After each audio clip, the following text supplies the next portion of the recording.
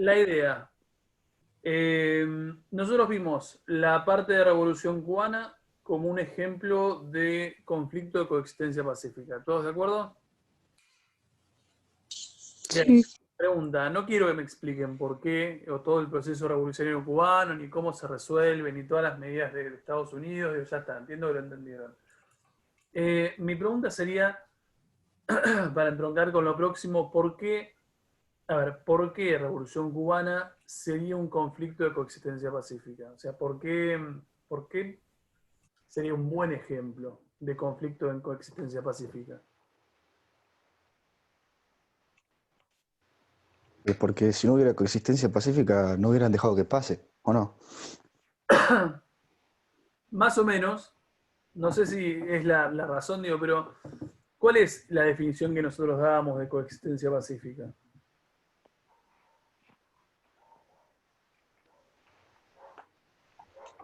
No La era como... definición dijiste. Sí, ¿qué era? Que- Sí, dábamos una definición particular, le agregábamos un apartado que no estaba en ningún lado, pero me parecía que era fundamental que ustedes lo retuvieran en función de poder articular los próximos temas que venían. ¿Qué era la coexistencia pacífica? ¿No era la relación que comenzaban a tener tipo la Unión Soviética con Estados Unidos como para futuro? Ujú. Sí, era la mejor relación entre... Era Dale. el diálogo que tenían las potencias, pero al mismo tiempo empezaban a tener como conflictos internos, Ahí está, eso algo me así. gustaba, Martina, gracias. Nos dice Corda, nos recuerda Corda, era el mayor diálogo entre las superpotencias, producto de un montón de causas que nosotros ya vimos, desde Stalin, bla, bla, bla, que venía acompañado por un mayor nivel de conflicto interno. Quiere decir que cada una de las superpotencias se enfrentaba a algún tipo de cuestionamiento por parte de sus respectivas áreas geográficas de influencia. En ese sentido, ¿aplica Revolución Cubana como un buen ejemplo de conflicto de coexistencia pacífica? Sí. Sí, ¿por qué sí? Sí. ¿Por qué sí? Y porque es un conflicto interno que está teniendo Estados Unidos Estamos de acuerdo, porque es un con conflicto Cuba en interno este de lo caso. que es su región, ¿estamos? O sea, lo que sería como su zona de influencia. Quiere decir que nosotros sabemos que en esta idea de Guerra Fría había como diferentes repartos territoriales, de los cuales obviamente Estados Unidos se quedaba con la zona de influencia de América Latina por una cuestión hasta lógica, geográfica y de cercanía. En ese reparto lo que se encuentra es lo que se encuentra Estados Unidos en la década de, bueno, casi de 60 es el país o uno de los países más cercanos con los que ellos habían mantenido una relación casi de dependencia económica, que rompe con los lazos esos de dependencia económica y se entronca en todo lo que es el camino socialista, bla, bla, bla. Ya lo vimos. Bien, ese sería un ejemplo de cuestionamiento, ¿violento o pacífico?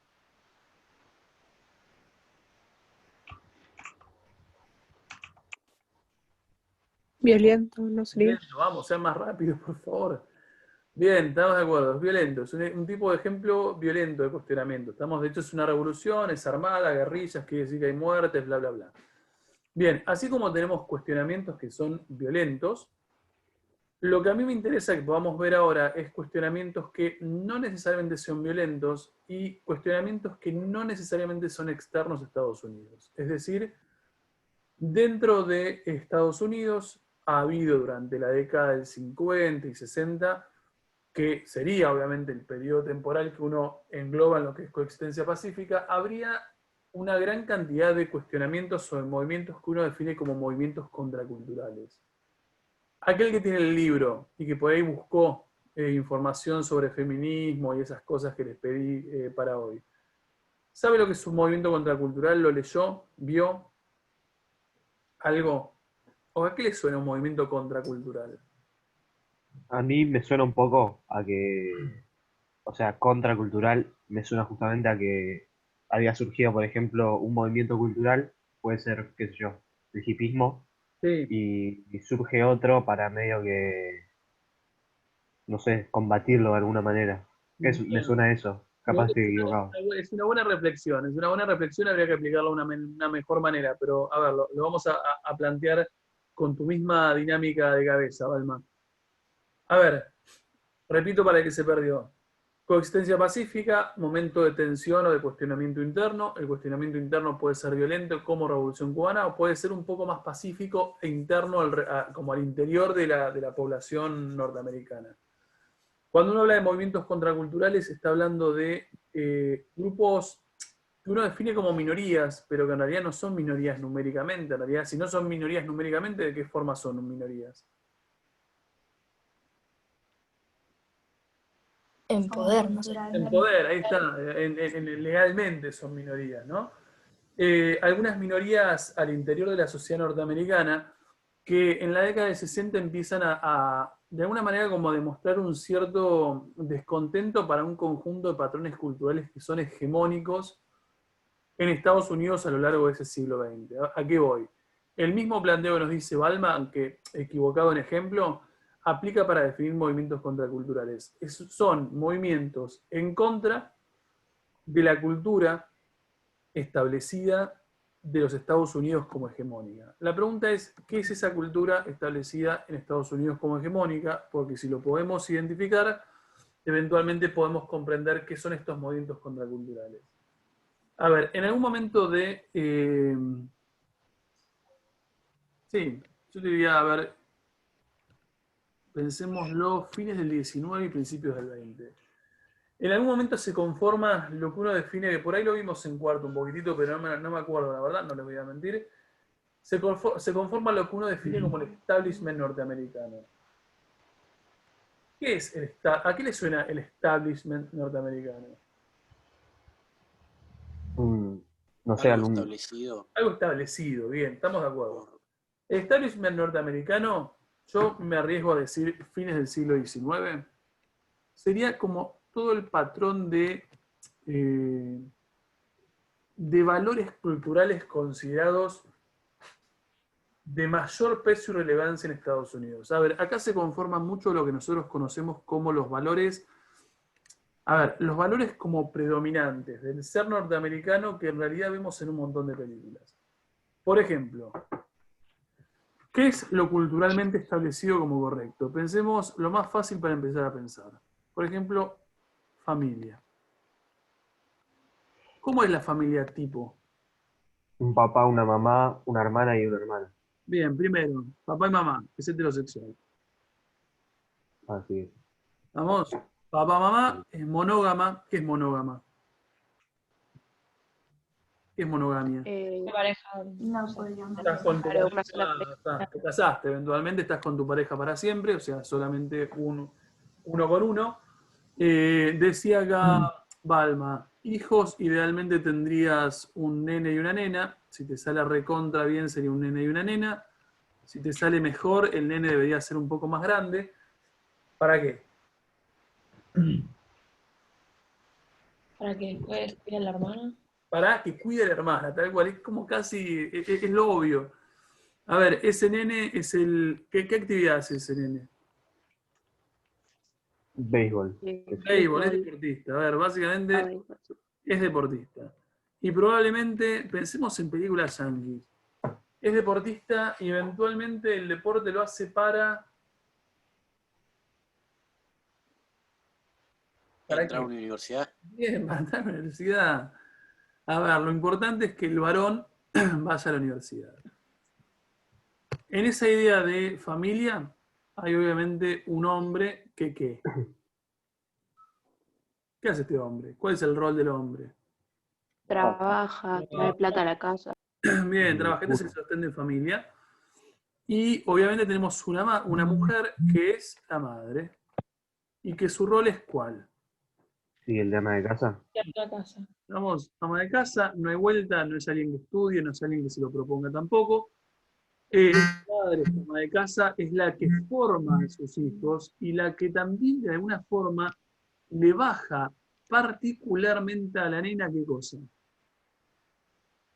Que tiene que hacer lo mismo que ella cuando Que crezca. tiene que hacer lo mismo, ¿estamos? O sea, la nena es, eventualmente yo siempre digo cuando explicamos este tema, para mí es muy llamativo que la nena es siempre la que toca el piano, en las películas está la mujer, la hija que toca el piano y todos como los amigos de la familia, o sea, los padres viendo como la nena toca re bien el piano. ¿Y para qué toca? ¿Para qué les muestra lo bien que toca el piano? Orgullo, tal vez. No sé si es orgullo. En realidad, ¿qué es lo que están No, para divertir. A ver, como que son la diversión de la fiesta, básicamente. ver cuán talentosa es tu hija y eventualmente qué es lo que vos estás queriendo con esa hija, vos siendo esos padres del siglo XIX. ¿Qué quieres hacer con tu hija? Y que lo quieran para que su hijo se case con ella o lo que sea. Lo que querés es ubicar a tu hija de la manera más cómoda posible para que obviamente tenga acceso a casarse con, por ahí, otros de una familia más o menos acomodada o por lo menos de buen pasar. A ver, eso lo pensamos a nivel familia. Por otro lado, por ejemplo, si yo les pensara a nivel, pensemos, repito, pensemos el norteamericano tipo. A nivel creencias, ¿qué es? Pensemos en los Simpsons. Cristiano. Bien. Vamos, el norteamericano tipo es cristiano en este caso protestante, pero es cristiano, digo, está siempre, a ver, la lógica del ser cristiano, ¿cuál es? ¿Qué aparece en los Simpsons? Ir a la iglesia todos los domingos, ¿no? Bien, por más que estés arrastrando los pies, tenés que ir, y no solamente ir a la iglesia. ¿Cómo vas a la iglesia? Elegante, con traje. Creo que la única vez donde Homero Simpson no tiene su ropa típica es cuando va a la iglesia. Estamos que se pone el traje Tal cual. contra todo pronóstico, pero se lo pone. Todos van a la iglesia, incluso sin creer. Estamos, digo, porque Lisa Simpson es budista. Y sin embargo, va a la iglesia. Entonces, ese domingo es algo sagrado. Estamos, por más que quieras o no quieras, vas a dedicarle un tiempo, en este caso, a Dios.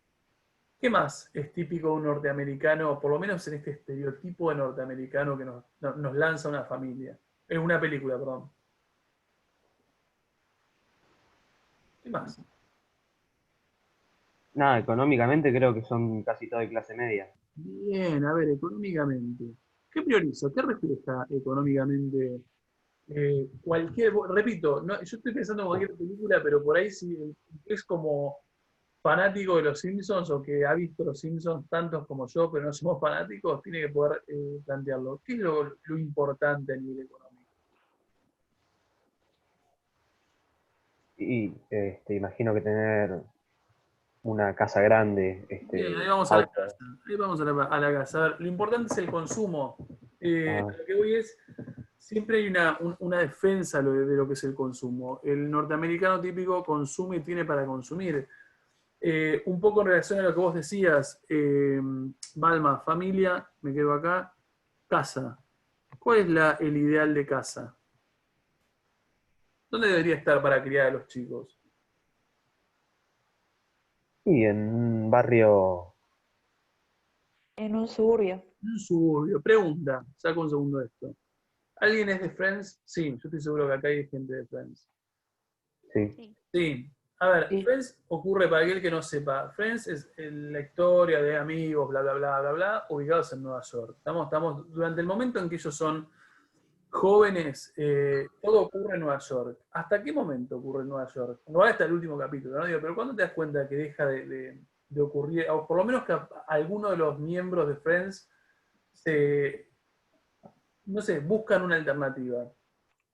Cuando Mónica y Chandler van a tener un hijo y se tienen que ir. Cuando Mónica y Chandler van a tener un hijo, onda, estamos hablando casi al final de todas las temporadas, o sea, casi terminando.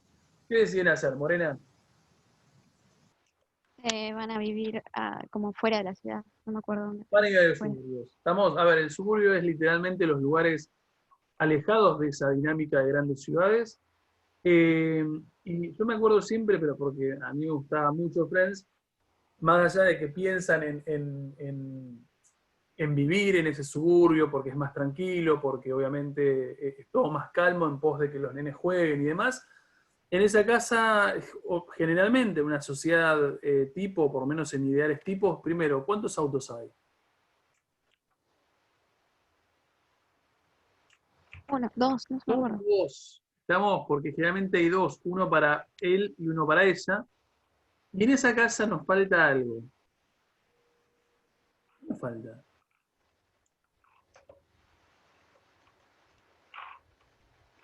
tendrían en una casa? Y La completaría, mascota. completaría la familia, la mascota. Realmente es el perro o el gato. A ver, esto es, repito, esto es lo ideal. Entonces, familia de estas características con tal credo religioso, con tales capacidades de consumo. ¿Qué vemos en todas las casas de los suburbios norteamericanos? Es muy fácil de verlo, si alguno, incluso en películas, por más que no hayan ido. ¿Qué hay a veces que uno se queda como, qué raro que lo tengan ahí todos? En todas las películas aparece. Capaz decís el coso que está fuera de la casa donde dejan las cartas, el No, buzón. eso no, eso acá también. Estoy pensando por ahí, digo, a ver, el norteamericano es profundamente ¿qué? Amor profundo hacia qué. Ah, la bandera. Ahí La al lado. La bandera. bandera, la nación. Nacionalistas a full. A ver, son nacionalistas, pero notablemente nacionalistas. Lo vemos, esas banderas, yo he visto a mí, yo me he quedado sorprendido viendo casas una al lado de otro con los mástiles ahí como el paticito de adelante. Para mí eso era algo totalmente nuevo. Pero a ver, son nacionalistas, amor profundo a su bandera, y para el siglo XIX, que esto es algo que no tienen por qué saberlo, porque obviamente en algunos casos ha cambiado, son notablemente racistas. ¿Estamos? A ver, Sí. Sí, si vamos a ampliar, podríamos ampliar un poco esto. Pero a ver, a mí lo que me interesa que ustedes vean es, esto es siglo XIX, quiere decir que es fines de 1800, para que ustedes más o menos se den una idea. Cuando uno dice movimientos contraculturales, para dar un ejemplo, o por lo menos empezar a tirar una línea respecto de qué son, ¿qué es lo que estamos diciendo entonces? ¿Qué son movimientos contraculturales? Un movimiento que rompe la cultura que ya está impuesta. Exactamente. Bueno, Pero ahora sabemos cuál es la cultura que está impuesta. O sea, ahora sabemos en este caso que los movimientos contraculturales entonces serían movimientos de resistencia no siempre una resistencia violenta, que están protagonizados por minorías no pensado como minorías numéricas muchas veces, sino simplemente como minorías, decía Corda, creo que dijiste de poder o algo así, y me parecía que estaba bueno, o sea, minorías jurídicas, por decirlo de alguna forma, que lo que empiezan a cuestionar es, no sé si todo esto, pero por lo menos algunos aspectos específicos. Por ejemplo, el feminismo, ¿qué cuestiona? La mujer se tiene que quedar en la casa, tipo, ser ama de casa. Tal cual, o sea, el rol de familia que se le aplica a la mujer, pensando a esta nena que está siendo criada para ubicarla como en un matrimonio, esta mujer que simplemente es madre o ama de casa, etcétera, etcétera.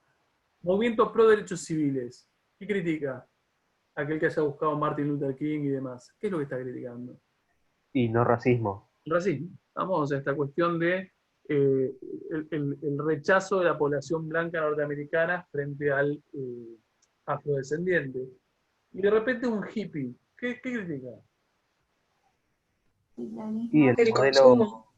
Sí, Consumo, ahí está. El hippismo critica consumo, cristianismo, Guerra de Vietnam. familia, nacionalismo. En realidad el hippismo es el que más critica gran parte de todas estos valores consolidados en el siglo XIX. ¿Se entiende? sí. Sí, se ¿Entienden entiende. todo esto, lo que es un movimiento contracultural? Sí. Bien, entonces, si entendemos lo que es un movimiento contracultural, el primero que agarramos por una cuestión de que es un poco más largo de explicar, es lo que tiene que ver con movimiento de derechos civiles. Pregunta, así como al pasar. ¿Alguno alguna vez escuchó Martin Luther King? Sí. ¿Escuchar un discurso? Por lo menos, Sí. sí, escucharon algunas cosas, digo, porque es un personaje relevante, digo, en lo que es la historia mundial. ¿Qué saben del muchacho? Fue un pastor afrodescendiente Sí. que estuvo a la cabeza del movimiento de derechos civiles. Bien, estamos de acuerdo. ¿Qué más sabemos de Martin Luther King? Creo que ganó un Nobel. No estoy seguro. Debería haberlo ¿No? ganado. Debería haberlo ganado. Pero Que buscó terminar con lo que es la segregación estadounidense y la discriminación, pero con medios no violentos. Y Bien. por eso se lo tiene como un líder, digamos, en Estados Unidos. ¿Cómo termina su vida? Asesinado. Lo mataron. Bien, asesinado, estamos de acuerdo. A ver, vamos a ver un par de cositas simplemente para entender quién es Martin Luther King, cómo se inicia todo esto de los derechos civiles. Cuando nosotros hablamos, no sé si lo hablamos, ¿se acuerdan que hace mucho tiempo atrás, creo que sí hablamos, de la industrialización norteamericana? ¿Alguien recuerda algo de eso? La industrialización, sí creo que lo hablamos un poco, pero no tanto. Bien, hace mucho. Yo tengo un recuerdo así como muy leve. A ver, ¿qué es lo que me importa para que ustedes entiendan quién es Martin Luther King? Nosotros hace un tiempo atrás, y creo que es principio de cuarto, así que se los perdono, hablamos que, a ver, la diferencia de la industrialización norteamericana con, por ejemplo, la inglesa es que la norteamericana medio que se autoabastece. Lo que nosotros dijimos es, en algún momento, para entender bien esto es Estados Unidos, 1860, nosotros decíamos allá por cuarto año, tengan en cuenta que mientras la Argentina se va formando como Estado Nacional, el proceso de formación de Estado Nacional no es como algo típicamente argentino, en realidad también un montón de países como Estados Unidos se están conformando. Para 1860 aproximadamente se daba esto que nosotros definimos como Guerra Civil Norteamericana. ¿Qué era la Guerra Civil Norteamericana? Norte contra sur. Bien, Por la esclavitud. norte contra sur. Norte, ¿qué características? Sur, ¿qué características? Norte más desarrollado. Bien, más desarrollado, más industrial. ¿Y sur? ¿Cuál es la Más rural, creo. Más rural, Era más rural. y más de plantaciones y más esclavista, básicamente. A ver, el sur era esclavista, el norte era desarrollado pseudo-industrial. En algún momento tenemos un personaje como Lincoln que lo que intenta hacer es abolir la esclavitud. Cuando desde el norte se intenta abolir la esclavitud, ¿qué pasaba con los países, con los estados del sur? Y se oponen, ¿no? Obviamente. Se oponen porque obviamente es la base de su economía. Acá estamos hablando justamente de la mayor concentración de negros afrodescendientes están acá. Entonces, lógicamente, se oponen. Acá empieza todo lo que es el conflicto armado, guerra civil, bla, bla, bla. Eventualmente el norte termina como ganando y termina imponiendo como sus reglas. ¿Qué es lo que importa de esto? Tendría que corroborar fecha, pero creo que es 1863. Finalmente se decreta ¿qué cosa? Eliminación de los esclavos. O sea, en 1863 eventualmente lo que habría es una eliminación de la esclavitud. En Estados Unidos no podría haber más esclavos formalmente.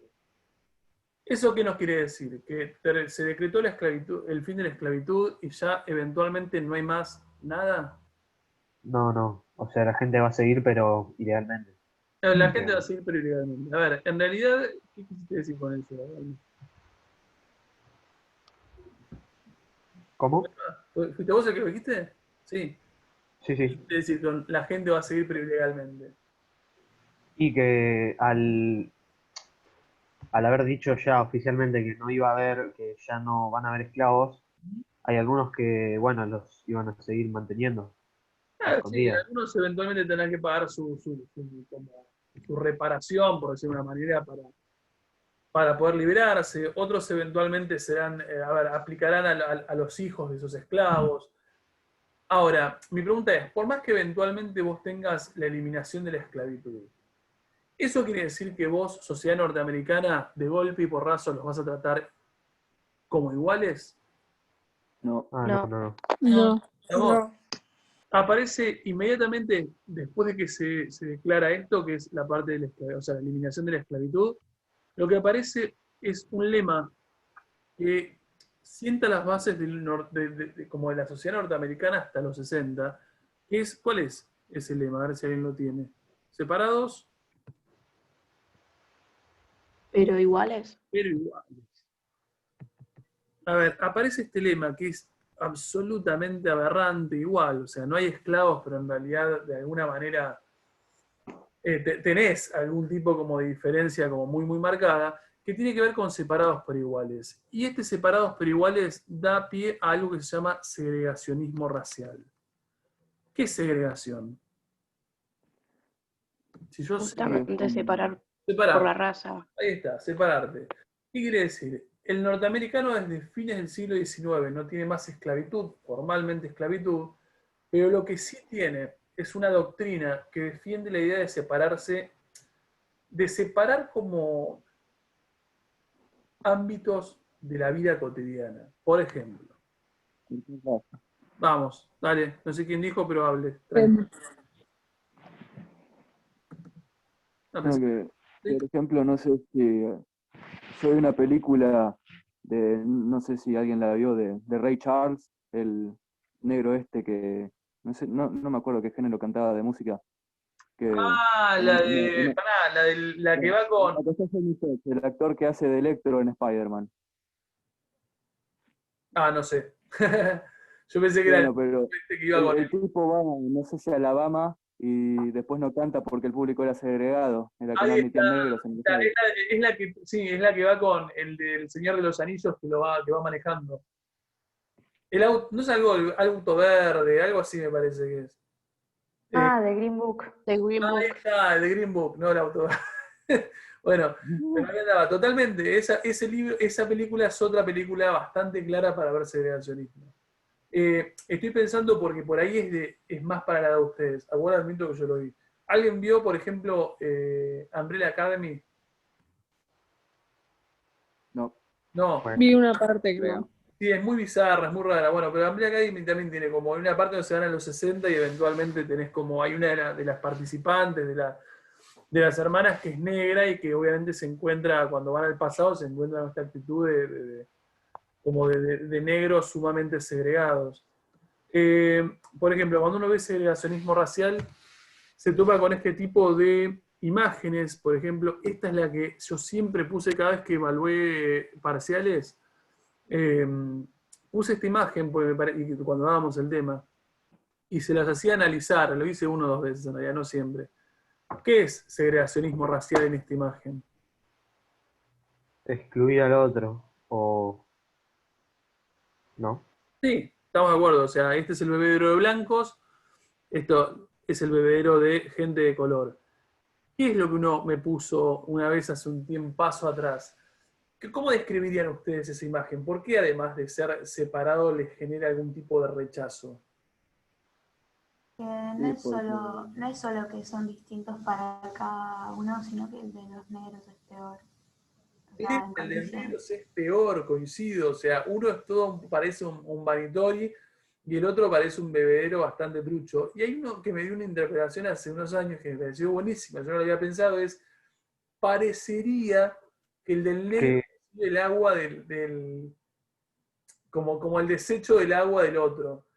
Y yo dije, bueno, a ver, no porque obviamente lo que te marca es la cañería en este caso del negro, ¿no? Digo, que se va para allá, digo, pero cuando lo mirás así decís, puede ser. A ver, esto es una imagen de segregacionismo racial. ¿Queremos ver otros? A ver, pensemos un montón de lugares que de repente tenían, acá tenemos, bueno, igual son bebederos también.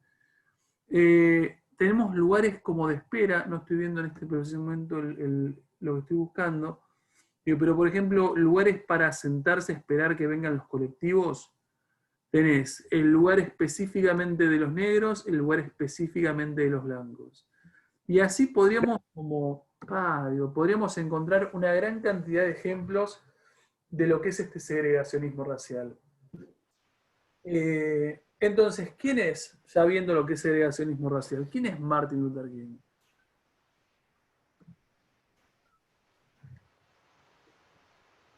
el que se opone totalmente a esto. El que intenta terminar con eso. Bien, la el que figura intenta terminar con principal del esto. Por lo movimiento. menos es el primer personaje que intenta trazar fuertemente una línea que rompa con esta idea de segregacionismo racial. Obviamente para entender Martin Luther King hay que entender un dato concreto que nosotros este año no lo vimos porque es algo que yo opto por no dar porque si bien es relevante no es lo más relevante del mundo. Martin Luther King coincide, y esto tomen alguna referencia, alguna nota en algún lado, coincide temporalmente con el proceso de descolonización norteamericana, descolonización a nivel mundial. ¿Qué quiere decir? ¿Se acuerdan que nosotros en cuarto vimos todo lo que era de las colonias, la formación, el imperialismo, la llegada de los europeos a África, el reparto, conferencia de Berlín? ¿Les suena? Sí, sí. Bien. Sí. Después de la Segunda Guerra Mundial, lo que empieza a suceder es básicamente el proceso contrario. Es decir, muchos de esos territorios plenamente ocupados por europeos, básicamente en el caso de Europa, perdón, en el caso de África, van a empezar a sufrir el proceso de descolonización, es decir, aprovechando como la debilidad europea después de esa Segunda Guerra Mundial, empezarán como a resurgir un montón de líderes y de movimientos nacionalistas que van a terminar como logrando la independencia de un montón de esos territorios. En ese contexto de descolonización hay un movimiento que es muy fundamental, que es algo que se define como la negritud. Es decir, la negritud va a ser básicamente y simplificado el orgullo de ser negro. Es decir, frente a décadas que te vienen diciendo que sos negro, que sos lo peor, que sos inferior, que sos no civilizado, bla, bla, bla, de repente la población africana va a empezar como a recuperar cierto orgullo perdido en torno a su condición de negros. Y ese orgullo perdido por su condición de negros, en realidad, o ese movimiento de negritud, en realidad no es nada más algo al interior de África. ¿A qué voy? El movimiento de negritud es el orgullo de ser negro en definitiva, en general. Es decir, para el negro que vive en África, pero también para todo aquel afrodescendiente que vive en algún lugar del mundo y que es subordinado o que es menospreciado o discriminado simplemente por ser negro. ¿Se entiende? Upa, tengo una jauría de perros afuera. A ver, entonces, ¿qué es lo que me importa que ustedes vean? Para entender Martin Luther King hay que entender el contexto interno de los norteamericanos, o sea, esa cuestión de racismo profundo que tienen y esta cuestión de segregacionismo desde principios del siglo XX, y hay que entender que el mundo va cambiando hacia algún tipo de... Segundo. Va cambiando hacia algún tipo de orgullo a lo que implica ser negro. Entonces, si vos vas uniendo todo eso, la lógica, por lo menos, de Luther King adquiriría un sentido como totalmente diferente. ¿Alguien encontró lo que es Rosa Parks, el caso de Rosa Parks y bla, bla, bla? ¿Alguien pudo ver esas cosas? Lo vimos en sociología eso. Buenísimo, está buenísimo. A ver, igual frenamos, nos quedan 2 minutos y lo seguimos en la próxima. Recuperen lo de sociología y sobre eso avanzamos para lo de Luther King. Nos vemos -10, ¿estamos? Dale. Dale. Dale. Le doy chance Dale, dale. de-